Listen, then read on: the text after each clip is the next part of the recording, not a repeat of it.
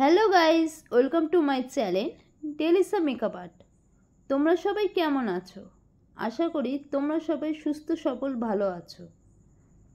ভিডিওর শুরুতেই বলে রাখি, যারা আমার ভিডিওটা দেখছো, যদি সাবস্ক্রাইব না করে থাকো অবশ্যই একটা সাবস্ক্রাইব করে দিও আর পাশে রাখা বেল আইকনটি প্রেস করে দিও, যাতে আমি নতুন ভিডিও ছাড়লে সবার আগে তোমাদের কাছে নোটিফিকেশন চলে যায়। পুরো ভিডিওটা স্কিপ না করে দেখুন। চলুন বেশি কথা না বলে শুরু করা যাক মূল ভিডিওতে। আজকে আমি ফুল ফেস ওয়াক্স নিয়ে এসেছি। আজকে আমি ফেসের উপর অ্যালোভেরা ওয়াক্স করব। ওয়াক্স করার আগে মাথায় রাখতে হবে প্রথমে মুখের মধ্যে কোনো কিছু লাগানো আছে নাকি ক্লায়েন্টের। যদি লাগানো থাকে সেটা ভালো করে ক্লিন করে ভালো করে মুছে তারপরে কিন্তু পাউডার দিয়ে ড্রাই করে নিতে হবে। যদি স্কিন ড্রাই না থাকে তাহলে কিন্তু হেয়ারটা উঠতে চাইবে না। আর একটা কথা মাথায় রাখতে হবে, এখন তো গরমকাল পড়েই গেছে, প্রচণ্ড প্যাচপ্যাচে গরম। তো গরমকালে এসি ছাড়া কিন্তু ওয়াক্স করা একটুখানি কষ্টকর হয়। চেষ্টা করবে একটুখানি এসির মধ্যে ওয়াক্স করতে পারলে হেয়ারটা ভালো করে উঠে যায়, অসুবিধা হয় না। প্রথমে আমি ভালো করে পাউডার লাগিয়ে নিচ্ছি মুখে। তারপরে যেরকম করে হেয়ারটা গেছে সেই অনুযায়ী কিন্তু আমাকে জেলটা লাগাতে হবে। যেই দিকে জেলটা লাগাবে তার উল্টো দিকে কিন্তু ওয়াক্সটা তুলতে হবে। আর যেদিকে হেয়ারগুলো যাচ্ছে, মানে গ্রোথটা যেই দিকে যাচ্ছে সেই দিকেই কিন্তু জেলটা লাগাতে হবে। দেখো যেখানটা আমি ওয়াক্সটা লাগাচ্ছি সেখানটা কিন্তু স্কিনটাকে টান টান করার জন্য আমি ক্লায়েন্টকে বললাম যে স্কিনটাকে ফুলিয়ে রাখার জন্য। আমার ক্লায়েন্ট স্কিনটাকে ফুলিয়ে রেখেছে, আমি ভালো করে জেলটা লাগিয়ে দিচ্ছি। পুরো গালে ভালো করে লাগিয়ে দিচ্ছি জেলটাকে। পুরো গালে ভালো করে লাগিয়ে দেওয়ার পর কিন্তু আমি হেয়ারটাকে উল্টো দিকে স্টিপ দিয়ে তুলে দেব। একবারেই কিন্তু তোলার চেষ্টা করবে না, অল্প অল্প জায়গায় নিয়ে কিন্তু তোলার চেষ্টা করবে। একবারে যদি তোলো তাহলে স্কিনের মধ্যে টান লাগার সম্ভাবনাটা বেশি থাকে, সেই জন্য অল্প অল্প করে কিন্তু টেনে তুলতে হবে। দেখো আমি কিন্তু অল্প অল্প করে লাগিয়েই কিন্তু তুলে দিলাম। তারপরে যেখানে আমার করা হয়নি সেখানে যদি ফোলানোর অবস্থায় না থাকে সেখানটা টেনে ধরে আমি জেলটা লাগিয়ে দেওয়ার পরে ভালো করে লাগিয়ে নিচ্ছি। আর ক্লায়েন্টকে আমি বলেছি ওই জায়গাটা একটু স্কিনটাকে বেঁকিয়ে ধরে রাখতে। তো ক্লায়েন্ট একটু বেঁকিয়ে ধরে আছে আর আমি কিন্তু ভালো করে নাকের পাশ থেকে শুরু করে নিচে অবধি ভালো করে লাগিয়ে নিয়েছি। আর যেখানে যেখানে বাকি ছিল হেয়ারে ওঠার, মানে আমি একবার তোলার পর যেখানে যেখানে বাকি রয়ে গেছে সেখানেও কিন্তু আমি জেলটাকে ভালো করে লাগিয়ে নিলাম। লাগিয়ে নেওয়ার পরে আমি কিন্তু অল্প অল্প করেই তুলব, আমি কিন্তু একবারে তুলব না। তো আমি একবারে না তুলে কিন্তু আমি অল্প অল্প করে তুলে নিচ্ছি। অনেকে ওয়াক্স করতে চায় না ফেসের মধ্যে, আবার অনেকে ওয়াক্স করতে চায় ফেসের মধ্যে। তার কারণ হচ্ছে কেউ কেউ বলে ওয়াক্স করলে স্কিন ঝুলে যায় আর কেউ কেউ বলে ঠিক থাকে। তো সেই সম্বন্ধে আমি আজ তোমাদের কাছে একটু আলোচনা করব। তো ওয়াক্স করলে কিন্তু আমাদের স্কিনে এরকম কোনো ঢিলা হয়ে যায় বা ঝুলে যায় এরকম কোনো ব্যাপার না। কিন্তু ওয়াক্স করলে কিন্তু একটা ভালো কাজ হয় যে আমাদের স্কিনের বা ফেসের কিন্তু ট্যানটা উঠে যায় আর গ্রোথটা কিন্তু একটু কমে যায়।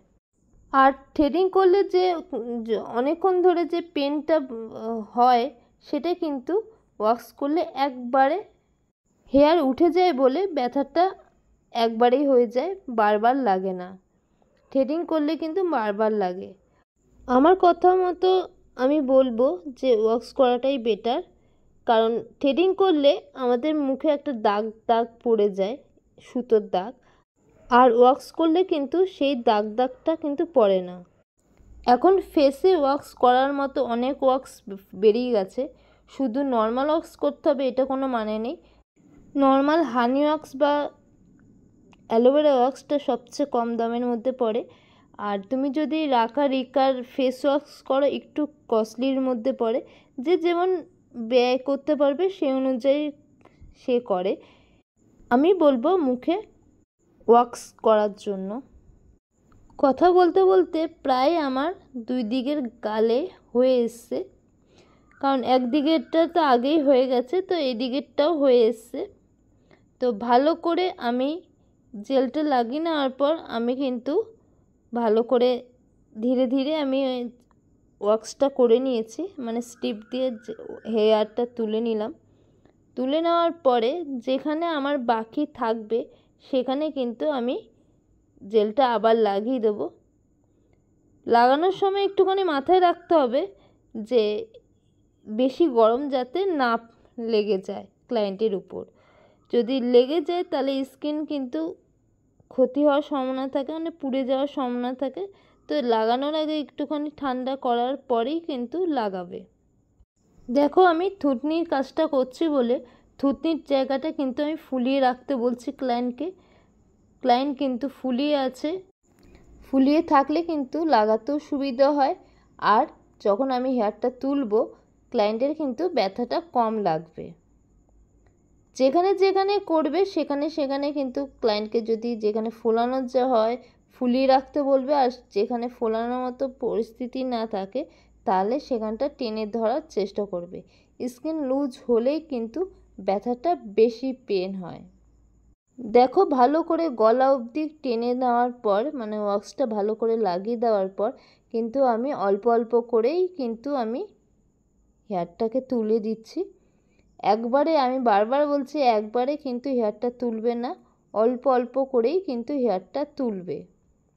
আর দেখেছো যে আমি ভালো করে ওই স্টিপটার উপরে একটুখানি পাউডার লাগিয়ে দিয়েছিলাম, কারণ যত ড্রাই হবে এই হেয়ারটা কিন্তু পরিষ্কার করে উঠে যায় একবারে।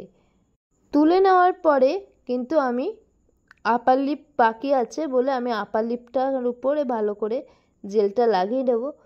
এখানে কিন্তু আমার ক্লায়েন্টের জিভ দিয়ে ফুলানোর মতো জায়গা আছে বলে আমার ক্লায়েন্ট কিন্তু ফুলিয়ে নিচ্ছে জিভ দিয়ে।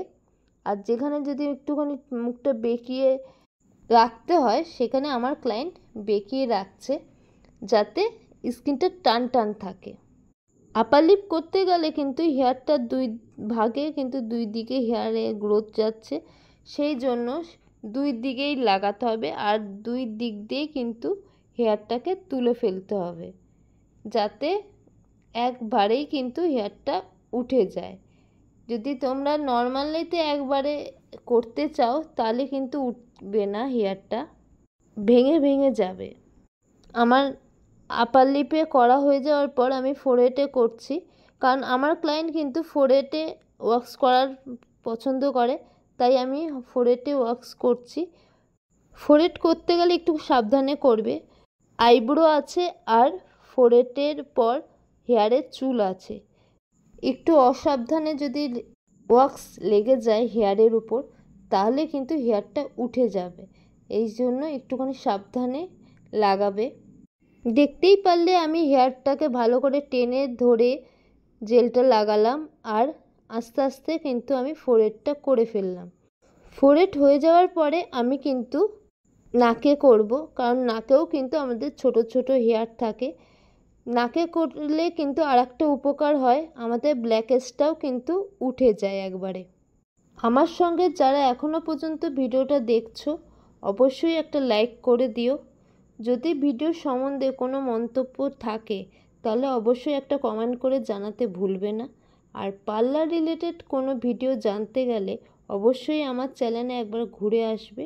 পার্লার রিলেটেড ভিডিও অনেক আমার চ্যানেলে আপলোড করা আছে।